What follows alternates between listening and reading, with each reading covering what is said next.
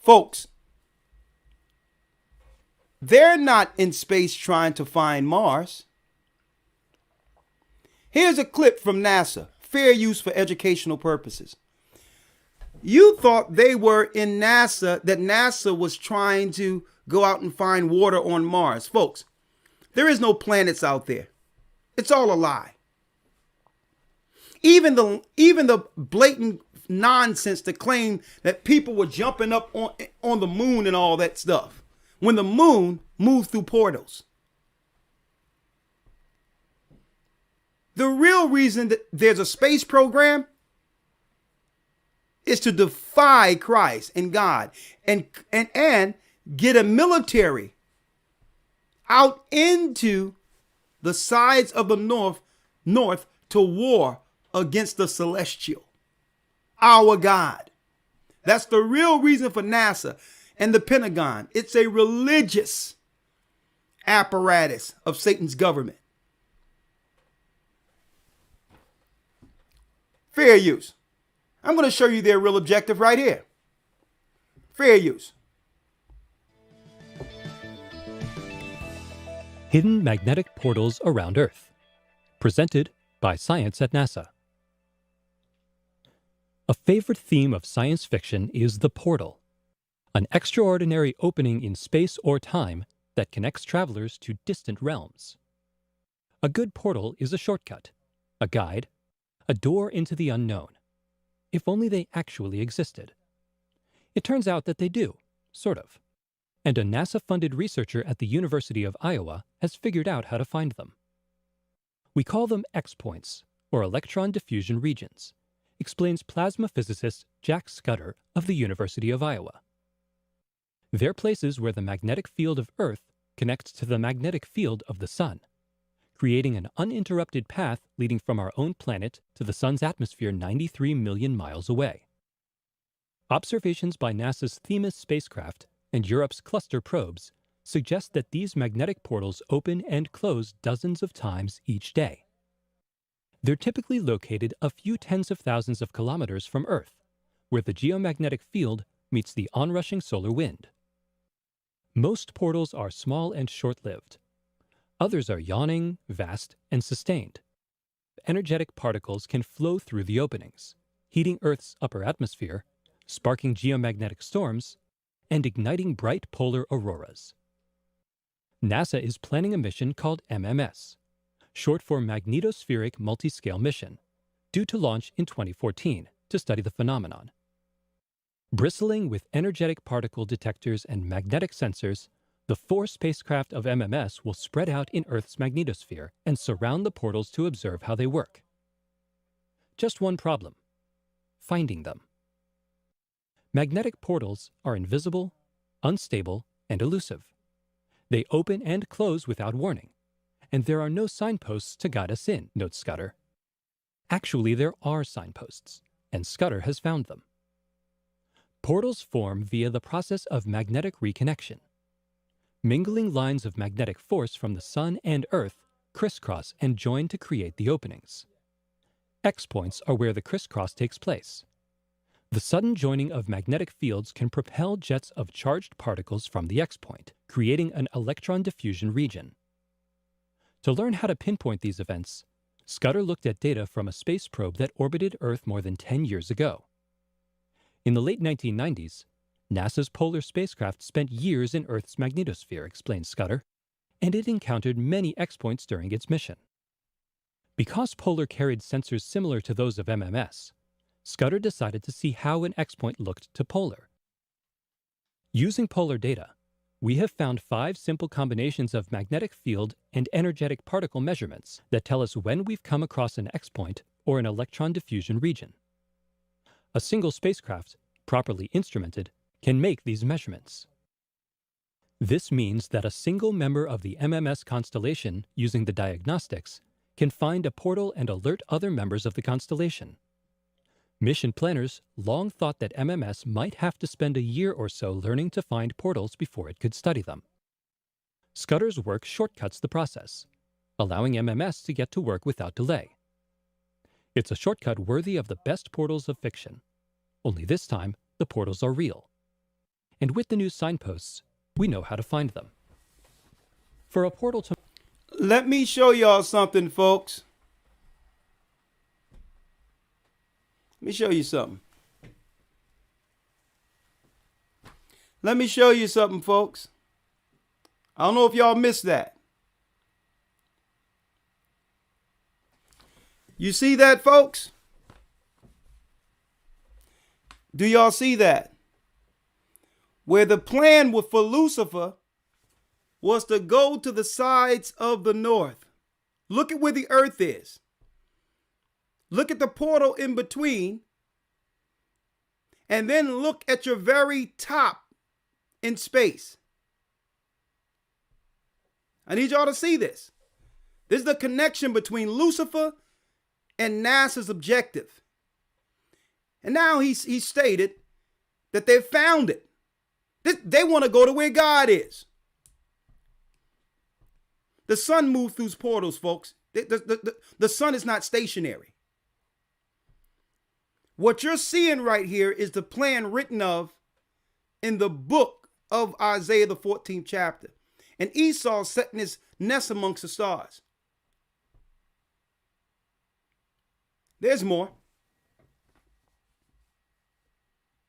To work without delay. It's a shortcut worthy of the best portals of fiction. Only this time, the portals are real.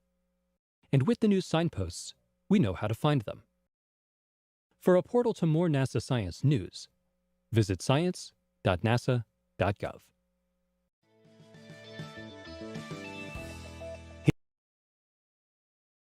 You heard them, folks? And we know how to find them. And we know how to find them. But here's the issue, folks.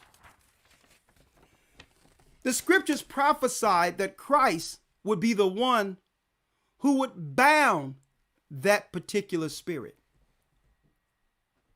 He was prophesied in the heavens, Christ, to come and to eventually bound their God. Hell was made for the fallen ones. So this is why the fallen ones want off of earth.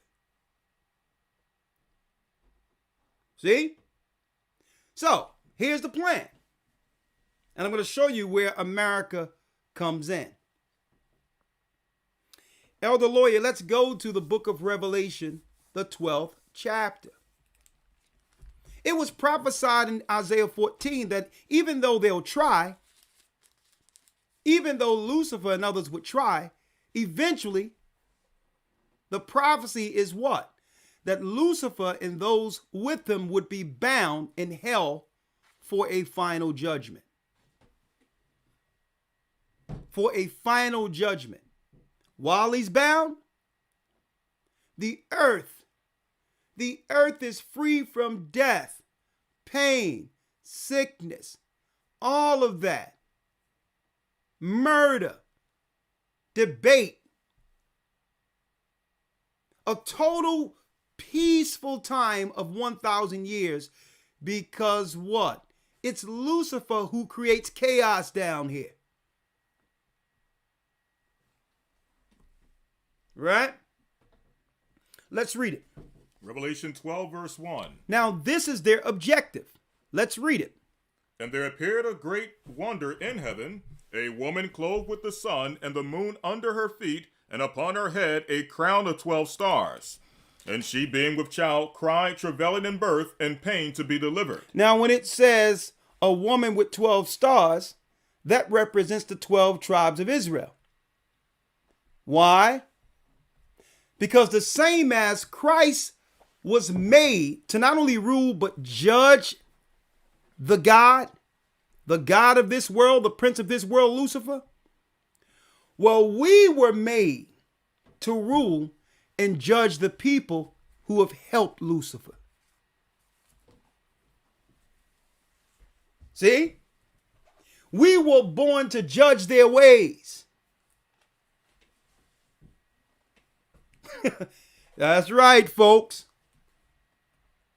The Bible tells us in Genesis that the elder shall serve the younger, so he know his prophecy too. that he was meant to serve Jacob. So Esau colluded with Lucifer. That 12 stars in the book of Revelation is talking about the 12 tribes of Israel. That's right, who are now waking up throughout the earth. We're waking up to the war. We've been blind to the war we were born under. Read. Verse 3.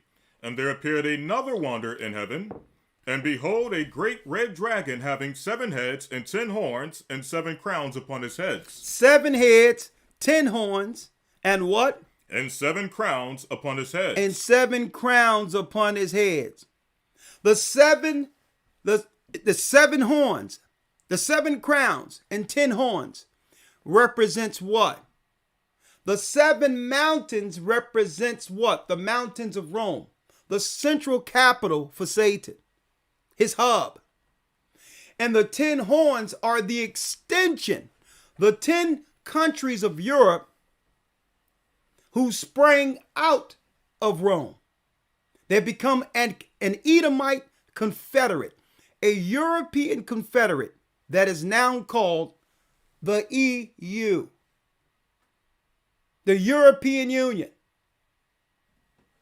The 7, that's right, the 7 heads represents the 7 mountains. It tell you that in Revelation. It represents Rome. So here it is,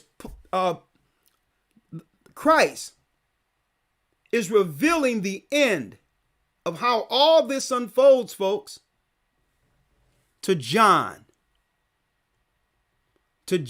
on the Isle of Patmos. Now, the 12 stars represents the 12 tribes of Israel, Jacob, the little brother. The 7 heads and 10 horns represents Esau, the elder, who was meant to serve the younger.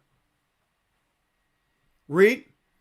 Verse 4. And his tail drew the 3rd part of the stars of heaven, and did cast them to the earth, and the dragon stood before the woman. So when it says that the dragon took a 3rd of the stars of heaven and brought them to the earth, these are the original gods who fell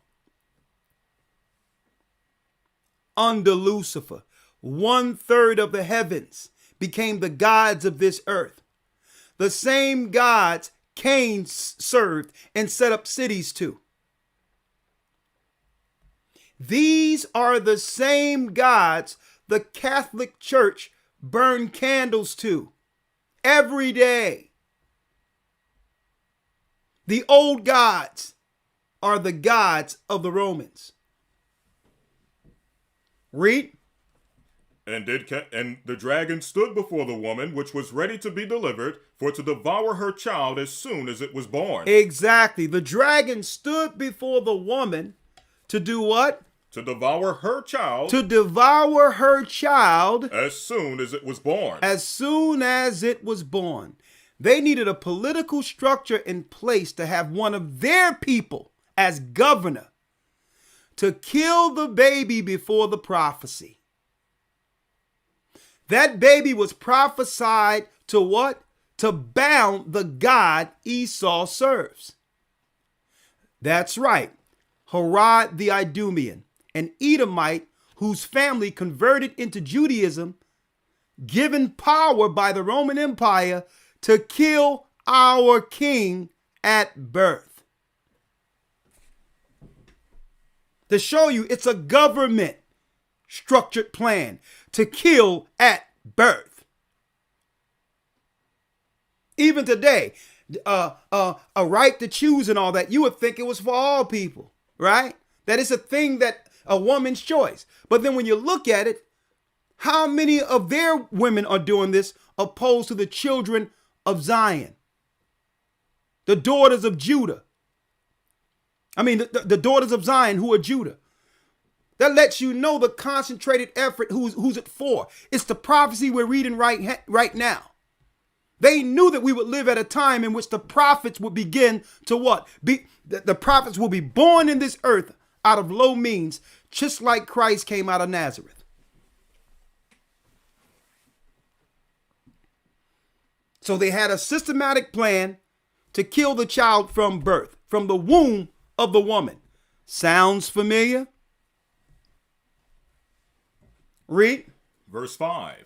And she brought forth a man-child who was to rule all nations with a rod of iron. So it was prophesied that Christ was to rule all nations with a rod of iron. Christ isn't coming back for peace, folks. He's coming in war apparel. He's coming to war. I don't know what y'all teaching in these Christian churches. Heaven starts with war. Okay? Heaven on earth will be after the battle of Armageddon. See? Now you're starting to understand NASA and all that, why they're in place right now, folks. It have nothing to do with trying to find whether or not there's water on Mars, or claiming the resources are drying up in Earth and they need to go to another planet to preserve humanity. Total garbage. How many times you've been on the road driving and for hours, and there's nothing but Greenland out there with no people? The Bible. Is it hard to understand? When it comes to reading the Bible, the first thing that comes to mind is the fact that this is the Word of God. The seals have been broken, and the truth is here.